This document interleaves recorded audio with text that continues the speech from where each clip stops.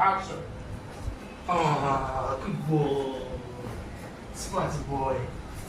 Fantastic. Oh, hi there. Hi, guys. It's a very beautiful day, but we're chilling.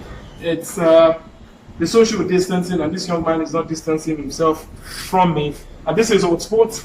Remember that we continue what is going to be, what I designed rather, to be a top class day. I'm washing my hands. That's what we all do this time around when we are at home. And remember to please stay safe, keep safe, look after yourself, look after everyone. This is the social distancing episode of Hotsports, and of course, I cannot forget my sanitizers. I do well to stay fresh, stay sanitized as well. My name is Babajide Guerrero, and it promises to be very, very interesting. We'll go for a quick break and return. It's time to meet the cast, the crew, and the fantastic guys that will be analyzing with me today.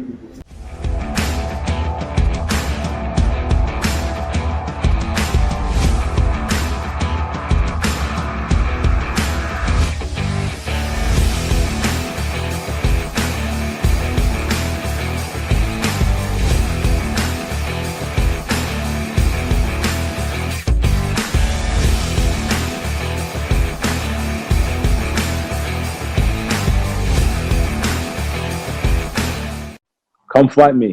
If you really want to say you're number one, come fight me. Let's get it on. I've got the rest of the belt, so it really makes sense.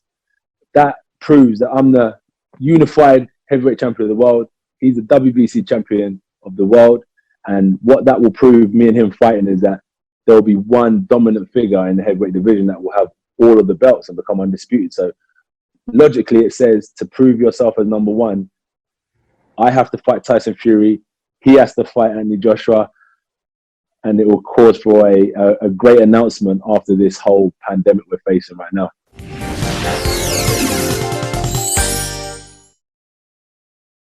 Guys, welcome back to the show. This is Hotsports. If you're just joining us, come on, you don't even miss anything. We're about to get right into the meat of the matter. Remember last week I did mention something. I mentioned that we all would have fun with the tweets. The idea of this particular episode of the social distancing Hotsports is to have guys who often just tweet, have that opportunity of spending time with me on the show like this today. So very quickly, meet the guys that will be with me on the show today. All of them are all tweets. Yes, please. Jegede Boluwaji is going to be on the show today, as well as Faithfulness Itwa, that's at I Am Faithfulness, at Ayodeji ×2, Ayodeji of course is going to be on the show, at I Am Oludare, that's Oludare Mate.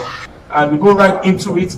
During the course of the week, this news broke out that it was a good win, for should I say COVID-19 patients all around the world. Remember that the world is still fighting the pandemic. Juventus came out to tell us that Daniel Rugani and of course Blaise Matuidi, both of them are fully recovered from coronavirus. How do you feel about this, Boluwaji?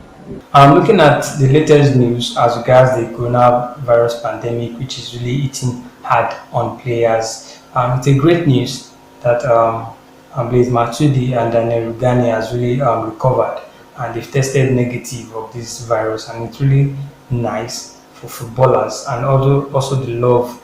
The loving fans of football. I think it's really nice for the players themselves and also the club.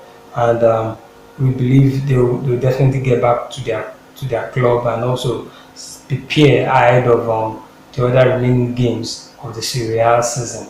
And I believe very soon also Paulo Dybala will also test negative, probably in the coming weeks. And I wish the nurses and the doctors all the best.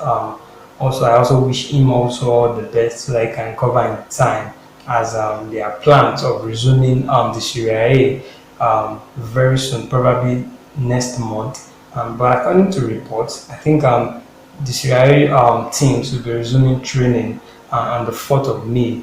That will be next month, which we are really happy to hear, and also because a lot of us have missed football a lot of time, and we believe Paulo Dybala will get back in time after he tested, if he also tests negative very soon.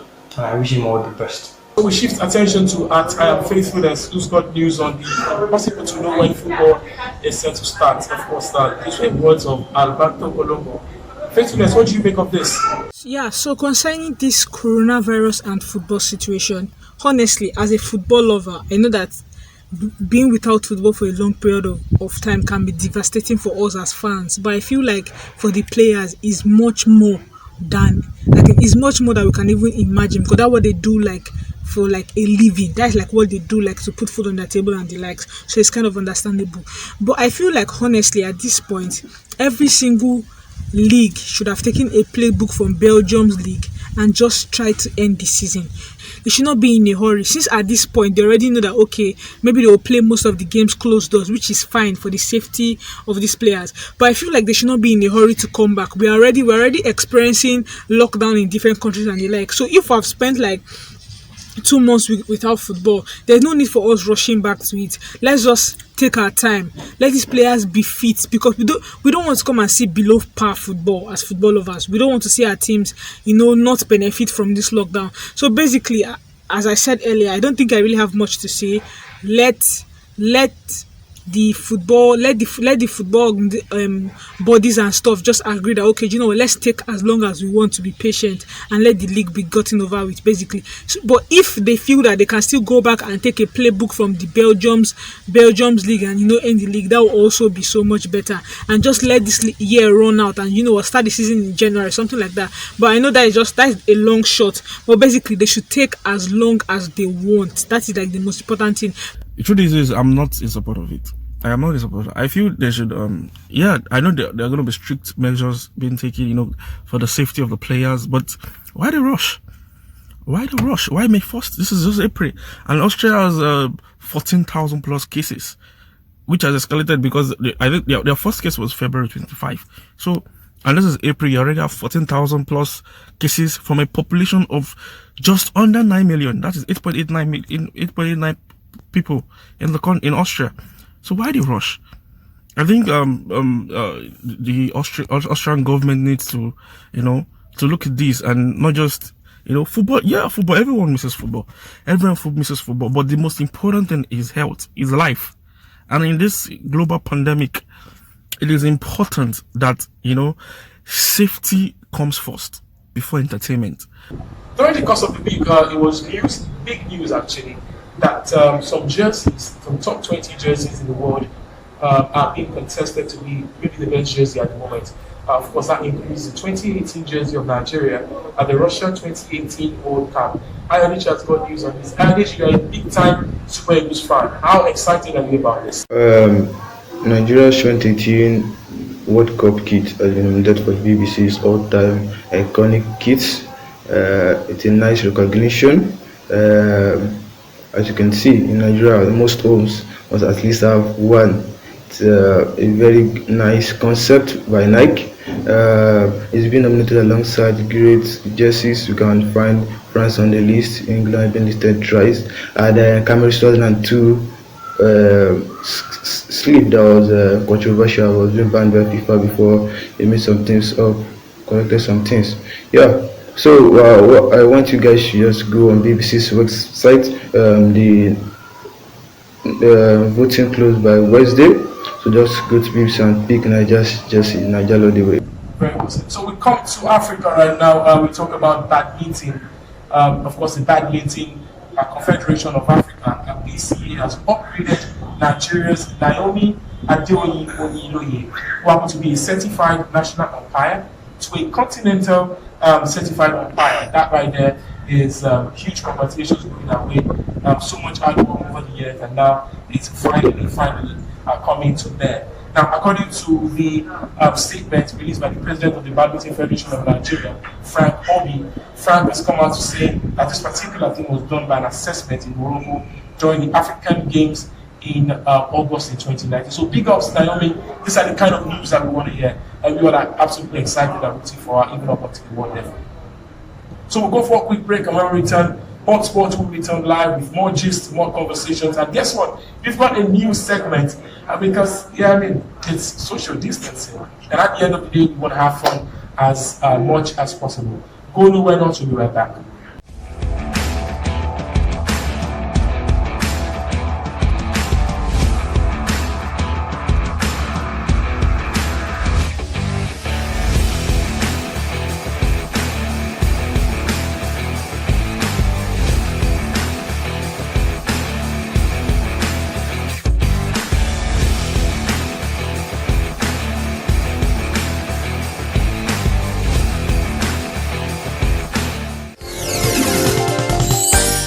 Well, the Tour de France is the biggest cycling tournament in the world, and it was postponed, just like every other sporting tournament and activity has been postponed. But Tour de France are saying, you know what, we are going to go according to plan. And for the 2020 Tour de France that has been postponed to August 29, yes. And so they are saying that regardless of the coronavirus, that by August it will return to eat the roads on it for the cyclists. And the team that won the last year's biggest cycling event was team Ineos Ighalo. They won that particular one last year. And of course, we're looking forward to what it would look like. The UCI has also said that they're looking forward to what this particular tournament will bring in terms of revenues, of course, in terms of fun for the entire cycling world. In the world of golf, in the European tours, players have been warned and, of course, expected to take a change in the price of funds. If at all you end up winning any particular tournament, you will not get what you are used to getting. You would actually be having a bit of a slashed funds, and this is because of the coronavirus. It's called the Sports Fave 5. Your 5 favorite things in sports. 5 favorite this, 5 favorite that, 5 favorite names, 5 favorite hearings of names or pronunciations of names, 5 favorite stadiums, 5 favorite athletes, 5 favorite badminton stars, 5 favorite anything, 5 favorite skills, 5 favorite. I bet you to say 5 favorite 5 times without stuttering. Yeah, it's the very first time we're going to be covering this particular segment. So I've asked the guys to mention their 5 favorite football stadiums. Now, it doesn't necessarily have to be the stadiums that is popular. Maybe you like it because of the way it sounds or the atmosphere that the fans create or something special. And so the guys are going right now. So guys, let me hear it from you guys. Your top 5 favorite football stadiums. So yeah, my top 5 football stadiums. I think most people that know me know that Emirates has to be on top of my list. Yes, diehard Gunner fan, diehard Arsenal fan, dead dot pass. So I feel yes, Emirates Stadium has to be like the top of my list. I feel as in one of my biggest dreams is to watch a live game at the Emirates Stadium. Second one has to be Camp Nou, basically because I think I like the Barcelona atmosphere, and I used to hear this line that people say that most Arsenal fans are Barca fans. I think that's the case for me. I just have this soft spot for Barcelona, and I feel like there's this atmosphere that just comes in supporting Barcelona. Like Camp Nou has to be like the second stadium for me. The third one might sound a little bit controversial, but I think Anfield. Now, why I started to like the Anfield idea is just because after the Atletico Madrid game recently at Anfield, I believe that Anfield's atmosphere is actually crazy. As in, when I mean crazy, it's epic, and I feel like that has to be the number 3 on my list. Number 4 on my list has to be Stamford Bridge. I feel Chelsea has experienced so much at the Stamford Bridge, and I feel like Arsenal also likes to play at the Stamford Bridge, so Stamford Bridge has to be number 4 for me. And number 5 for me has to be Santiago Bernabeu. Like the Real Madrid, like the Real Madrid atmosphere is also really, really, really incredible. So those are my like top 5 football stadiums as at now. Yeah. 5 first stadiums: Maracana, Anfield, Camp Nou, Wembley, and I'm just fun. I would say Stamford Bridge. Well, my 5 favorite stadiums. As a Chelsea fan, that would be number 1, Stamford Bridge. Then number 2, I love the atmosphere of Anfield. Anfield is an amazing stadium. Number 3, as a Chelsea fan, our first and only Champions League. That's the Allianz Arena. That's where we won our first Champions League. I love that stadium.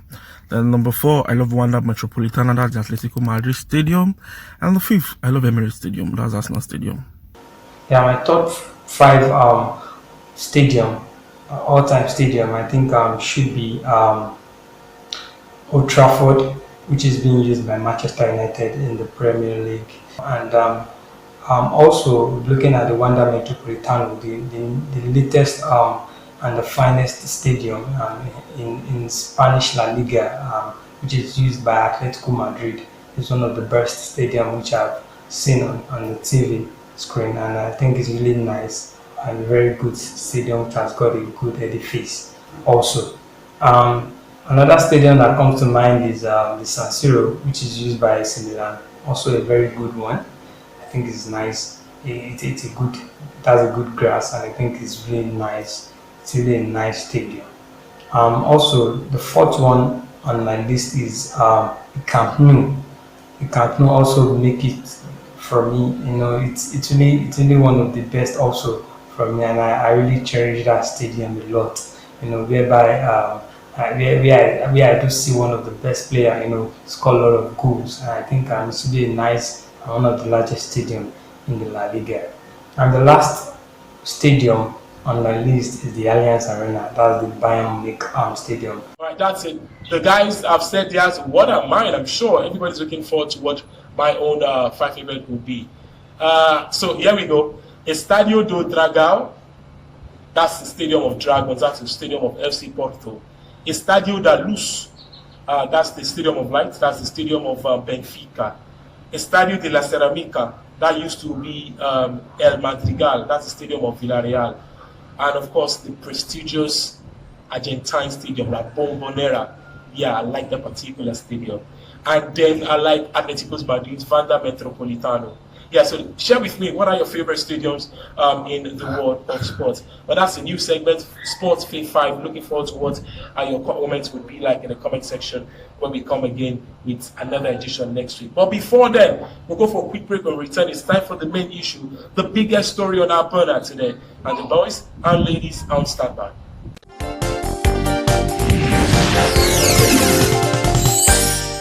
On our main issue today, we're asking, should Odion Ighalo take the pay cut and stay in Manchester United or return to China? We're hearing that Shanghai Shenhua placing a jaw-dropping offer on the table, almost irresistible.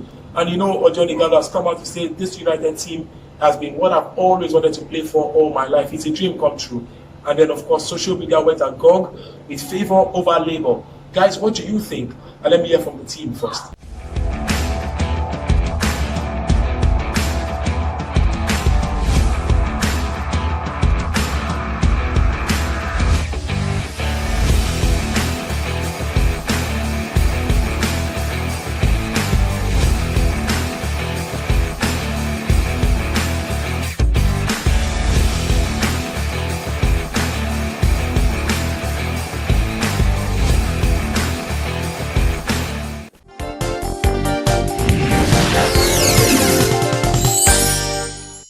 The Ighalo issue is not as the Ighalo taking the pay cut is not as straightforward as people are putting it.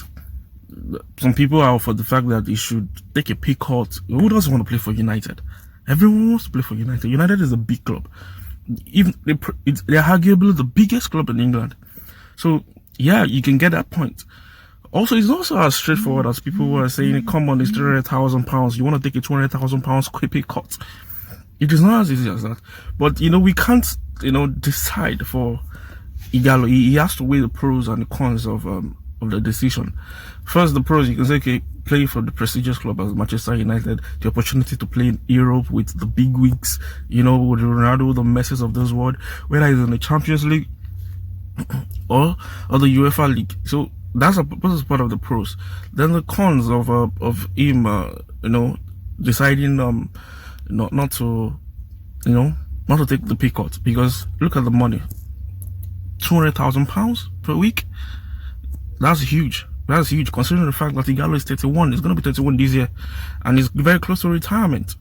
And also, you look at the fact that Ighalo has been a bit, yes, he's performed well, but he's been a bit fortunate. The fact that Rashford has been injured also for majority of the season, but was part of the reason why Ighalo was, had to be bought and brought in, to fill in the gaps. And by the new start of the new season, Rashford will be fit. There's a Rashford, there's a Anthony Martial, and there's a Mason Greenwood. And Greenwood has done superbly well this season. So that is a high probability that Ighalo will be fourth choice. At 31, does he want to be a fourth choice striker? That's a question only Ighalo can answer. Ighalo has been offered a 2-year contract extension at the Spain club Shanghai Shenhua. A deal worth about £400,000 per week. If he wants to stay at United, he has to put two things into consideration. One, he has to be offered the contract on permanent basis. Then he has to be assured that he's in Ole's plan for forthcoming seasons. He's 30 years of age. He has like 5 to 6 years playing career in front of him. If he stays at United for a year or two, that won't be bad at all. With his form, he can make more films for himself and later for a move to China. I think he has always dreamt of playing for Manchester United. Yes, for a long time he has dreamt of playing for Manchester United ever since he was a child. And in the last couple of months, past month, I think he has achieved that already. Scoring a lot of goals for Manchester United, which is very good and very glorious. But now looking at the new offer which Shanghai Shenhua, his Chinese club, has really offered him this time around, I think he just has to go back. He's no more a young player. He's not an aging player. He's 30 and he's going to be 31 in June. I think the best option for him right now is to go back to Shanghai Shenhua and earn that so much of money. He has achieved his aim of playing for Manchester United and he has also scored goals, which is definitely good for him. I think right now, go back to Shanghai Shenhua and earn that so much money. Yeah, so concerning this Ighalo situation, should he take a pay cut? Should he stay at Manchester United, or he should go back to China since they're offering him a lucrative deal? First of all, as in, I don't want to sound like maybe biased or anything, because some people have the idea that I'm a Manchester United hater, but I just feel like, what exactly does Ighalo want at this stage of his career? He's maybe around 30, 31. So what exactly is he going in for? Yes, he has really made a good impact, a good impression on the Manchester United fans, on his co-players, on his manager and the likes of that. But now the question is, does he see himself long-term at Manchester United? Will Manchester United actually value him? Would they, like, my point is, would they see him as a long-term solution for their problems? And to me, honestly, the answer is no. I feel that Manchester United will still prefer to use the likes of Rashford and Martial as their main striking force. And Ighalo will just be like a side attraction. Ighalo will just be like yes, the idea of being in the Manchester United team for a while also is exciting and sound. But for the progress of his career, it's even better for him to go to another Premier League team where he can even be like, he's assured like playing time. Like, he's not just going to be an FA Cup boy or a Carling Cup boy. Like, he's going to be given, like, he's going to be a pirate. Like, he's going to be one of those big name players in the team. So I feel like, for me, basically, Ighalo should weigh his options and ask himself, what exactly does he want? Like, what does his future look like at Manchester United? Is he going to be a long-term solution for Manchester United? Or rather, would he just be like, one of those people that say, okay, do you know what? It's one of their dreams to play Manchester United. Let's just stay in Manchester United and enjoy Manchester United and stuff like that. So if we're being realistic at this point, like if I just say, let's leave the banter aside now, I feel like Ighalo should have a talk with the management of Manchester United and say, what are you looking for? Is it a long-term solution? Will I actually be giving more playing time? Do you get? But if not, if they can't assure him that, left to me, he should leave.